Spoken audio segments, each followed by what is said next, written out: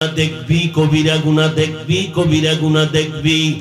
ফজরের আজানের আগে হঠাৎ করে ঘুমের চাপ আসবে, শয়তানে বাতাস দিবে, তাড়াতাড়ি ঘুমাও। এবার মোবাইলটা হাত থেকে পড়ে যাবে, ফজরের খবর নাই। 10টা 11টায় ঘুম থেকে উঠলি।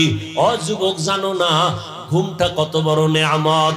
আমার আল্লাহ মানুষের শরীরের জন্য ঘুমটা দিয়েছেন। রাতের ঘুম শরীরের জন্য মহা একটা ঔষধ। এই ঘুমটা যদি তুমি নষ্ট করো, আজকে আয়নার সামনে তাকাইয়া দেখো, রাতের ঘুমটা নষ্ট করছো, আবার তুমি কবিরা গুনাহ করছো মোবাইলের দ্বারা। তাকায় দেখো, তোমার চেহারার মধ্যে নূর নাই। যত মেডিসিন লাগাও, দিন দিন চেহারায় খারাপ আসর পড়ে, দেখলে মায়া লাগে না। তোমার কিডনির উপরে আঘাত। ঘুম নাই তো তোমার শরীর দুর্বল, চোখের পাওয়ার কমতেছে, হার্টের উপরে গিয়া আক্রমণ করতেছে।